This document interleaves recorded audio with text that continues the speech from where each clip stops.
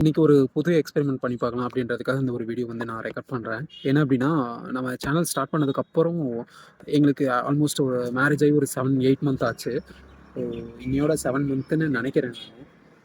என்ன ப்ராப்ளம் அப்படின்னா, நான் வந்து மேரேஜ் ஆனதுக்கப்புறம் அவளை வந்து நான் வெளியே எங்கேயும் பெருசாக கூட்டிகிட்டே போகல.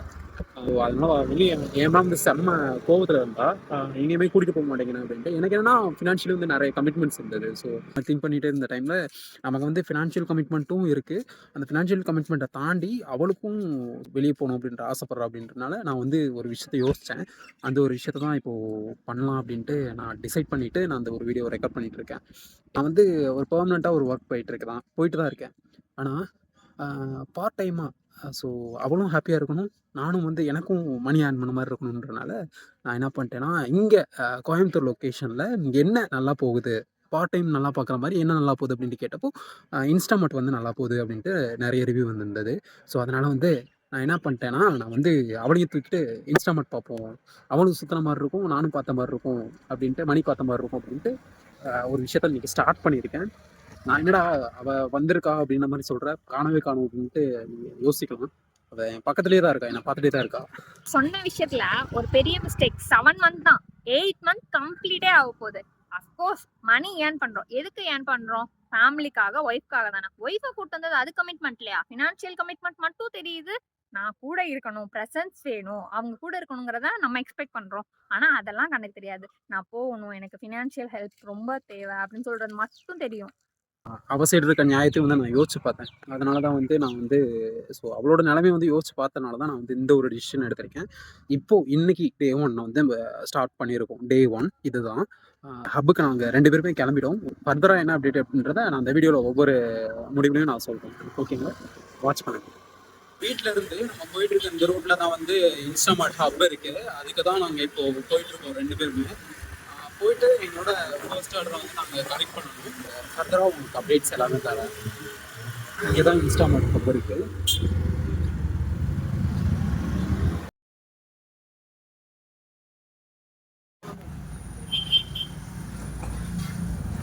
வந்து என்ட்ரான உடனேயே வந்து ஆர்டர் வந்துருச்சு. ஃபஸ்ட் ஆர்டர் வந்துருச்சு. அங்கே போயிட்டு நம்ம கொடுத்துட்டு ஸோ ஆர்டர் முடித்தோடனே நான் வந்து எவ்வளோ பே அவுட் வந்தது அப்படின்றத நான் அந்த வீடியோவில் சொல்கிறேன். இப்போ கிளம்பலாம். டெலிவரி அப்படின்ற மாதிரி சொல்லியிருக்கோம் இல்லையா, டெலிவரி பண்ணுறதுக்காக நிறைய பேர் ரொம்ப ஃபாஸ்ட்டாகவே போகிறாங்க.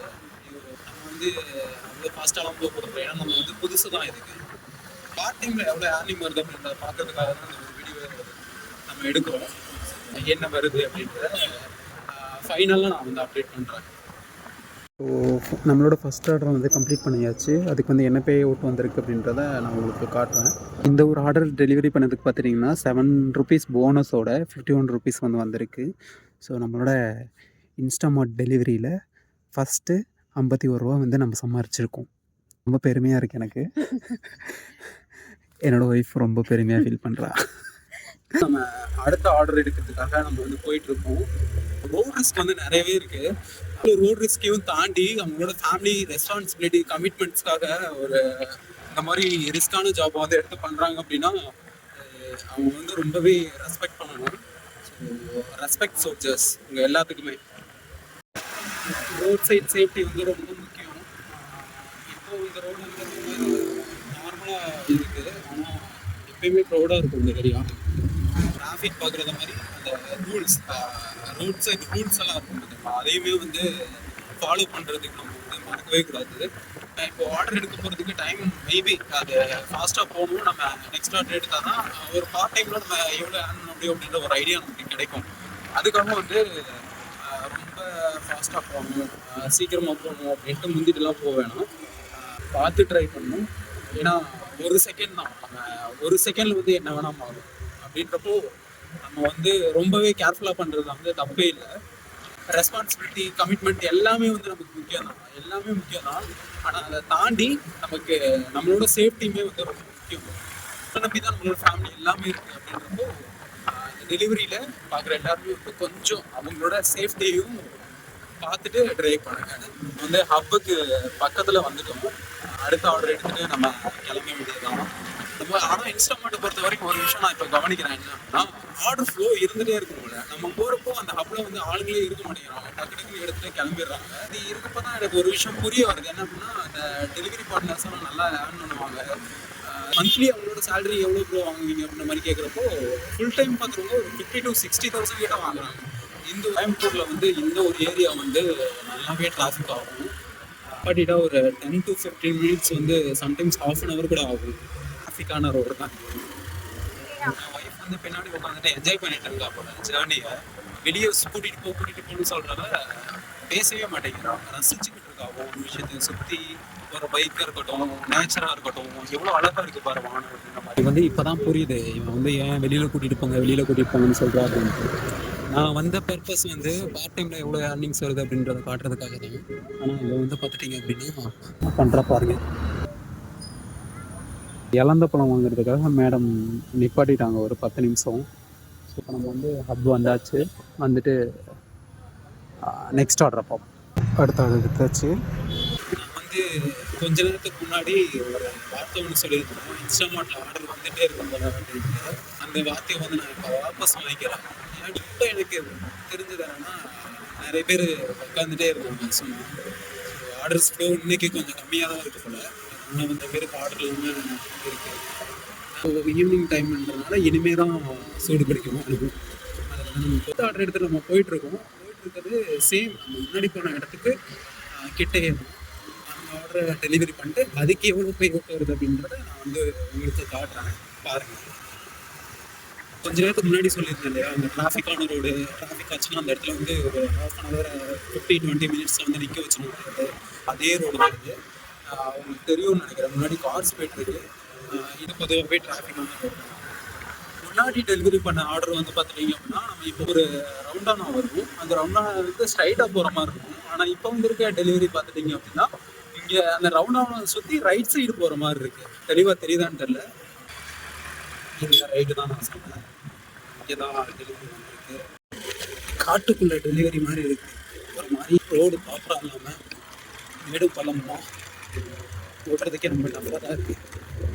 லாஸ்ட்டாக முடித்த ஆர்டருக்கு வந்து பார்த்துட்டிங்கன்னா 61 ருபீஸ் வந்திருக்கு. இன்க்ளூடிங் 7 ருபீஸ் வந்து போனஸில் வந்திருக்கு. ஓகே, நெக்ஸ்ட்டோட அப்டேட் தரேன்.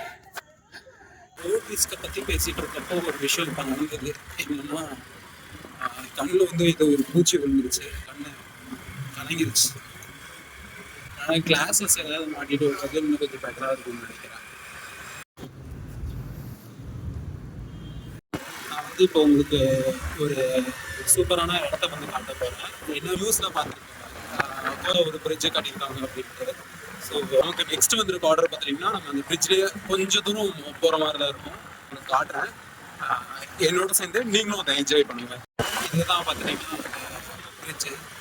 ஸோ ஜிடி நாயுடு பிரிட்ஜ் வந்து இது கோயம்புத்தூருக்கு இந்த ஒரு ஜென்றது பார்த்துட்டிங்கன்னா ஒரு வரப்பிரசாதம் தான் நம்ம சொல்லணும். ஏன் அப்படின்னா, இந்த பிரிட்ஜ் வந்து கட்டுறதுக்கு முன்னாடி வரைக்கும் ஒரு 45 மினிட்ஸ் ஆகும் இங்கேருந்து காந்திபுரம் போகிறதுக்கும் ரயில்வே ஸ்டேஷன் போகிறதுக்கும். அதே மாதிரி அந்த சைடு வந்து ரயில்வே ஸ்டேஷன் போகிறது பார்த்தீங்க அப்படின்னா எப்படியும் ஒரு 40 மினிட்ஸ் சாலிடாக எடுத்துரும். அந்த ஒரு டைம் டியூரேஷன் வந்து பார்த்தீங்கன்னா இந்த ஒரு பிரிட்ஜ் வந்து சேவ் பண்ணி கொடுத்துருக்கு அப்படின்னு தான் நம்ம சொல்லணும். இதுதான் அந்த பிரிட்ஜு பார்த்துருப்பீங்கன்னு நினைக்கிறேன். இது அரௌண்ட் ஒரு 11-12 கிலோமீட்டர்ஸ் கிட்ட போகுது. நீங்கள் கோயம்புத்தூர் வந்தீங்க அப்படின்னா அந்த பிரிட்ஜில் வந்து ஏறி ஒன்ஸ் நீங்கள் எண்டு வரையும் பார்த்துட்டு வாங்க. எனக்கு வந்து எக்ஸாக்டாக சொல்ல தெரியல உங்களுக்கு வந்து இது எவ்வளோ தெளிவாக தெரியுது அப்படின்ட்டு. ஆனால் நீங்கள் இந்த ரோட்டில் வந்து ஓட்டி பார்க்குறப்போ உங்களுக்கு உண்மையாகவே ஒரு நல்ல வைப் கிடைக்கும். கோயம்புத்தூர் யாராவது வந்தீங்க அப்படின்னா கண்டிப்பாக இந்த பிரிட்ஜை வந்து ஒன்ஸ் ஏறிட்டு சுற்றி பாருங்கள். இதே உங்களுக்கு ஒரு பெட்டரான ஃபீல் கொடுக்கும். அந்த பிரிட்ஜை கீழேயுமே வந்து எக்ஸ்ப்ளோர் பண்ணி பாருங்கள். ஜிடி நாயுடு பிரிட்ஜில் வந்து லெஃப்ட் திரும்பினா காமராஜர் ரோடுன்னு சொன்னாங்க. இந்த ரோடு நம்ம போனால் சிங்கானூர் பஸ் ஸ்டாண்ட் போக முடியும். என்னால் வந்து அந்த ஃப்ரிட்ஜ் வந்து ஃபுல்லாமே உங்கள்கிட்ட காட்ட முடியல. ஏன்னா எனக்கு ஆர்டர் வந்து டெலிவரி கொடுக்குறது இந்த இடத்துல தான், இந்த சைடு தான். ஃபுல்லாக கவர் பண்ணல. நானே கூட நம்மளோட சேனலில் வந்து அந்த ஃப்ரிட்ஜில் ஏறி ஆர்டர் எக்ஸ்ப்ளோர் பண்ணி காட்டுறேன். இப்போ லாஸ்ட்டாக முடிச்ச ஆர்டருக்கு பார்த்துட்டிங்கன்னா 53 ருபீஸ் வந்திருக்கு, இன்க்ளூடிங் 7 ருபீஸ் போனஸ். ரொம்ப தூரம் வந்த மாதிரி தான் இருந்தது. ஆனால் கம்மியாக தான் வந்திருக்கு மாதிரி ஃபீல் ஆகுது.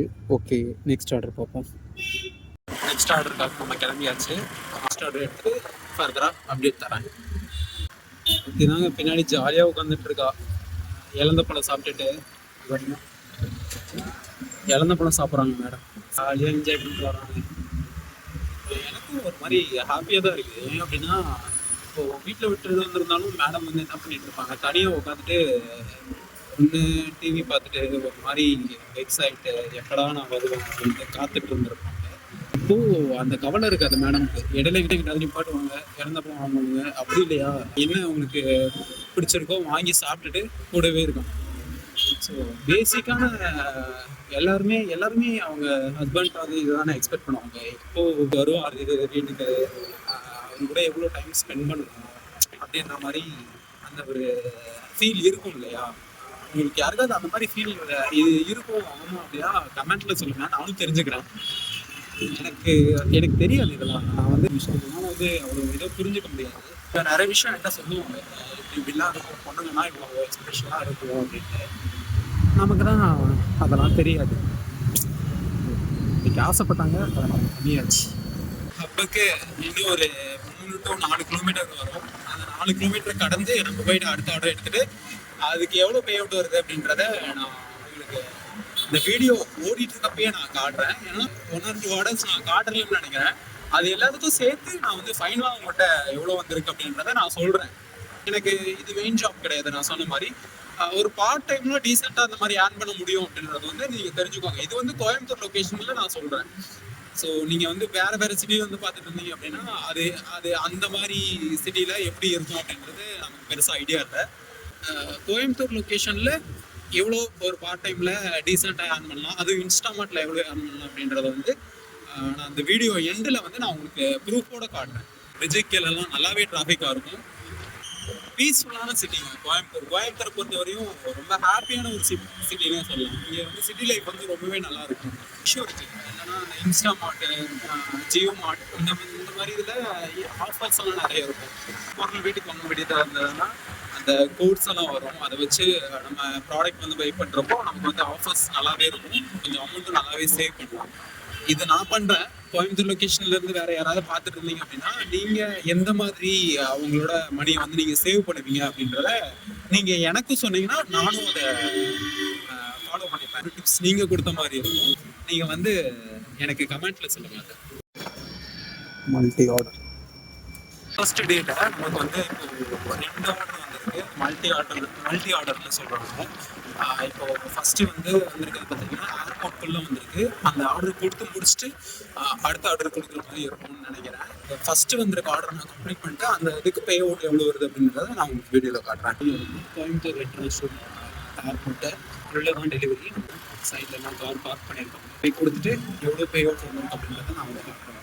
இது வந்து பார்த்தீங்க அப்படின்னா கோயம்புத்தூர் இன்டர்நேஷ்னல் ஏர்போர்ட்டு சைடில் ஒரு சார் அது இன்னொரு ரோடு ஏதோ ரோட் சொல்லுவாங்க. இது என்ன ரோட் சொல்லுவாங்க? சைடில் வர ரோடு ஏர்போர்ட் ரோட் தெரியுது. அதுக்கு சைடில் வேற இன்னொரு ரோட் சொல்லுவாங்கல்ல. என்ன ரோட் சொல்லுவாங்க? ஏதோ என்ன ரோடுன்னு கேட்டால் ஏதோ ஒன்று சொல்லுங்க. நீ தான் என்கிட்ட சொன்னேன் இன்னைக்கு. அதை கேட்கல நான். ஏர்போர்ட்டுக்குள்ளே மெயின் ரோடு இல்லாமல் சைடில் ஒரு ரோடு வரும்ல, சர்வீஸ் ரோடு அதை தான் நான் கேட்டேன். சர்வீஸ் ரோடுக்குள்ளே தான் நம்ம வந்தோம்.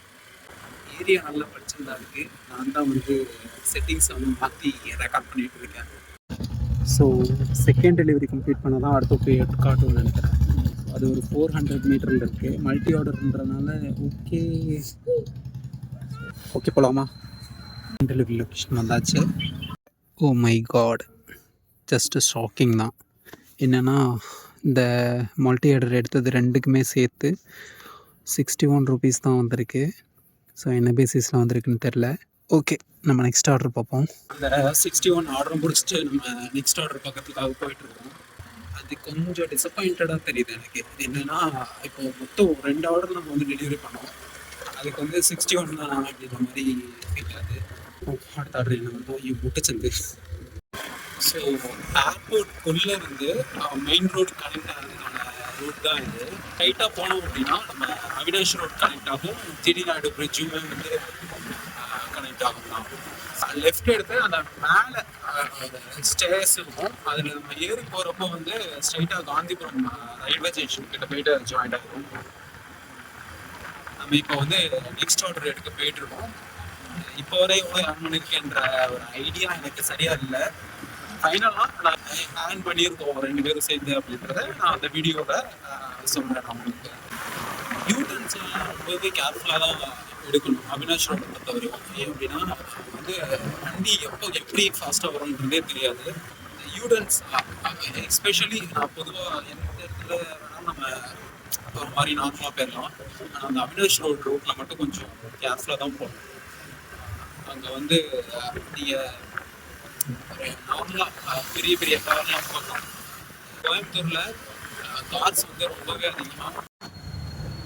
கலந்த பழம் நல்லா இருக்கா? என்ஜாய் பண்ணுற ஒருத்தி கூட வந்துட்டு ஹப் வந்தாச்சுப்பா. இன்னும் அடுத்த ஆர்டர் வந்தால் எடுத்துகிட்டு கிளம்பிட்டே இருக்க முடியும். நீ சாப்பிடு, கொடுக்கணும்னு தோணுச்சா உனக்குலாம்? ஒரு ஃபார்மாலிட்டிக்காச்சும் கேட்டிருந்துருக்கலாம். நெக்ஸ்ட் ஆர்டர் வந்துருச்சு. அது 4.8 கிலோமீட்டர்ஸ். போகலாமா? ஓகே போவோமா? யோகா எனக்கு நமக்கு அந்த லொக்கேஷனே அந்த மாதிரி ஃபீல் ஆகுது. எப்படி சுற்றிட்டே இருக்கும். டே ரோட்டில் தான் சுற்றிட்டு இருக்கோம். இப்போ பார்த்துட்டோன்னா அடுத்து சின்னியம்பாளையம் தாண்டி அங்கே வந்துருக்கு. அது டிராஃபிக் பா அந்த ஏர்போர்ட்டோட அதே தான். இடிச்சிருப்பேன் ஆனால் இடிக்க மாட்டேன். போலீஸ் பிடிச்சிட்டு இருந்திருக்காங்க. அதனால தான் வந்து ரொம்ப டிராஃபிக்காக இருந்திருக்காங்க. இல்லாட்டினா அது பேசாடி டிராவலிங் போயிட்டே இருந்திருக்கும். போலீஸ் பிடிச்சிட்டு இருந்திருக்காங்க போல. நான் சடனாக டிராஃபிக் அதேன்னு நினச்சேன். பட் ஆனால் அதுக்கு ரீசன் வந்து வேறு. நல்ல வேலை வந்து ரெக்கார்ட் பண்ண வந்து யாரும் பார்க்கல. சின்னியம்பாளையமில் வந்து டெலிவரி பண்ண லொக்கேஷன் அந்த ஆர்டருக்கு வந்து பார்த்துட்டிங்கன்னா 56 ருபீஸ் வந்துருக்கு, இன்க்ளூடிங் 7 ருபீஸ் போனஸ். அடுத்த ஆர்டர் பார்த்து கிளம்ப வேண்டியதான். என் பொண்டாட்டி வந்து நிப்பாட்டிட்டான். அது ஆக்சுவலாக என்னென்னா அவளுக்கு பசிக்க ஆரம்பிச்சிருச்சு நைட் டைம் வரையா. அதனால் எனக்கு பசி அடக்க முடியாது. இந்த ஒரு குறிப்பிட்ட ஹோட்டல் பற்றி சொல்லணும் அப்படின்னா இது வந்து குற்றாலம் பார்டர் ஆகுது. இந்த ஹோட்டல் வந்து எங்களுக்கு வந்து ரொம்பவே ஃபேவரட்டான ஹோட்டல். எனக்கு கோயம்புத்தூரில் நான் சாப்பிட்டதில் எனக்கு பெஸ்ட்டான ஃபீல் கொடுத்தது அப்படின்னா அதில் இந்த ஹோட்டலும் ஒரு ஹோட்டல்னு நம்ம சொல்லலாம். நீங்கள் கோயம்புத்தூர் வந்தீங்க அப்படின்னா கண்டிப்பாக இந்த ஒரு ஹோட்டலை மறக்காமல் ட்ரை பண்ணுங்கள். நீங்கள் இங்கே சாப்பிட்ருந்தீங்க அப்படின்னா அதை நீங்கள் வந்து கமெண்ட்டில் சொல்லுங்கள். உங்களுக்கு வந்து என்ன மாதிரி ஃபீல் கொடுத்தது இந்த ஒரு ஹோட்டல் அப்படின்றது நீங்கள் கமெண்ட்டில் தாராளமாக சொல்லுங்கள். ரொம்பவே சுத்த வச்ச ஒரு லொக்கேஷன் தான் இது, கோயம்புத்தூர் பாலாஜி நகர். இங்கே வந்து ரோட்ஸ் வந்து ப்ராப்பராகவே இருக்காது. இந்த மாதிரி பார்த்திங்கன்னா தெரியும், இன்னும் குழியுமாக இருக்கும். வீடியோவில் மட்டும் நான் காட்டுறேன். ஆனால் இதை தாண்டி நாங்கள் வந்தப்போ ரொம்பவே அது டஃப்பாக இருந்துச்சு. டெலிவரி லொக்கேஷன் இதான்னு நினைக்கிறேன். வந்து ஒரு 12 ஆர்டர் கிட்ட பார்த்துருப்போன்னு நினைக்கிறேன். கஸ்டமருக்காக வெயிட்டிங். கஸ்டமர்லாம் வரல. So delivery complete. எஸ் 29. நம்ம வந்துட்டு இன்ஸ்டாமார்ட் முடிச்சுட்டு ஆர்டர் எல்லாமே க்ளோஸ் பண்ணிவிட்டு நம்ம ஆஃப்லைன் வந்தாச்சு. இப்போ வரைக்கும் நம்ம எத்தனை ஆர்டர் பண்ணியிருக்கோம்? மொத்தம் பார்த்துட்டிங்க அப்படின்னா 16 ஆர்டர் பார்த்துருக்கோம். ஓவரால் ஏர்னிங் எவ்வளோனா 718 ரூபா ஏர்னிங்ஸ் மட்டும். அது வந்துட்டு ரைடுக்கு மட்டும், அதாவது ஆர்டர்ஸ்க்கு மட்டும். அது இல்லாமல் இன்சென்டிவ் வந்துட்டு 195. ஸோ 2 இன்சென்டிவ் நம்ம எடுத்திருக்கோம். 12க்கு ஒரு இன்சென்டிவ், தென் வந்துட்டு 16க்கு ஒரு இன்சென்டிவ். ஸோ அதெல்லாம் சேர்த்து பார்த்துட்டோம் அப்படின்னா 913 ரூபா நம்ம வந்து ஏர்ன் பண்ணியிருக்கோம். நம்மளாம் ஒரு கேல்குலேஷன் போட்டு கொடுத்துடக்கூடாது இல்லையா? அதுதான் கேல்குலேட்டரில் கரெக்டாக போட்டு கொடுக்குறோம். அவ்வளோ சீன்லாம் இல்லை. பேசிக்கலி நாங்கள் வந்து மேத்தமெட்டிக்ஸில் ரொம்பவே வீக்கு சொல்லி சமாளிப்போம். சம்டைம்ஸ் எல்லார்ட்டையுமே வந்து அப்படி சமாளிப்போம். வேற ஒன்றும் இல்லை. 2 பேரும் போகும்போது விளையும் சொல்லியுமே போயிட்டு இப்போது என்னடா கருப்பாக கருதுன்னு தெரியுறாங்கன்னு பார்க்குறீங்களா? வேற ஒன்றும் இல்லை, மழை வந்துருச்சு, அதனால சட் பேமெண்ட் போட்டுட்டு இருந்தாங்கன்னு சொல்லிட்டு ஒரு 2 ஆர்டர் ஓட்டணும், அவ்வளோதான். சட் பேமெண்ட் ஒரு ஆர்டருக்கு 30 ரூபா. இப்பயுமே அது ஆக்டிவ்ல தான் இருக்குது. பட் ஆனால் வந்து நம்ம ஒரு எக்ஸ்பெரிமெண்ட்டாக தான் நம்ம இதை பண்ணி பார்த்தோம். ஏர்னிங்ஸ் வைஸ் பார்த்துட்டிங்க அப்படின்னா பார்ட் டைமுக்கு ஒரு சூப்பரான ஆப்பர்ச்சுனிட்டி தான். ஒரு 913 ரூபா வந்து கிடைக்குது அப்படின்றப்போ ஒரு பார்ட் டைமாக 913 ரூபாங்கிறது ஈவினிங் நம்ம அந்த ஒரு 4க்கு தான் நம்ம லாகின் பண்ணோம். ஸோ 11 ஸ்லாட்டுக்கு நம்ம க்ளோஸ் பண்ணிட்டோம். 4க்கு ஆன் பண்ணணும்னு கிடையாது, ஏன்னா 6 to 11 தான் ஸ்லாட்டே. இதை வந்து டே க்ளோஸ் பண்ணுறதுக்கு 11க்கு மேலே வந்து ஒர்க் பண்ணியிருக்கோம். அப்படின்றப்போ ஆல்மோஸ்ட் 7 ஹவர்ஸை தொட்டுருச்சு. இது வந்து பார்ட் டைமாக ஒரு 6 ஹவர் ஓகே, அது 7 ஹவர்ஸை தாண்டி போகிறப்போ இது வந்து 913 ரூபான்றது ஓகே, நல்ல ஏர்னிங்ஸ் தான். ஒரு நல்ல ஏர்னிங்ஸாக தான் இதை வந்து நான் பார்க்குறேன். ஸோ இங்கே யாராவது ஸ்டூடெண்ட்ஸ் இவங்களுக்குலாம் நல்ல ஆப்பர்ச்சுனிட்டி தான். நீங்கள் பார்ட் டைமில் ஏதாவது ஜாப் வந்து தேடிட்டு இருந்தீங்க அப்படின்னா நீங்கள் தாராளமாக வந்து இன்ஸ்டால்மெண்ட் பண்ணலாம். 2 வீலர் மட்டும் வேணாம், அதுக்கு நீங்கள் போகிறதுக்கு பெட்ரோல் மஸ்ட்டு. ஸ்டூடெண்ட்ஸ் யாராவது பார்ட் டைம் தேடிட்டு இருந்தீங்க அப்படின்னா இது வந்து தாராளமாக பண்ணலாம். ஒரே ஒரு விஷயம் தான், ரோட் சேஃப்டி வந்து ரொம்ப ரொம்ப முக்கியம். என்னன்னா நீங்கள் டிரைவ் பண்ணுறப்போ ரொம்ப சேஃபாக டிரைவ் பண்ணணும். பயங்கரமாக ரோட்டில் போவாங்க, ரொம்ப மோசமாக போகிறாங்க, ஃபாஸ்ட்டாக போகிறாங்க. ஏர்னிங்ஸ் வந்து ரொம்ப முக்கியம் தான், ஆனால் அதை தாண்டி நம்மளோட சேஃப்டி வந்து ரொம்பவே முக்கியம்.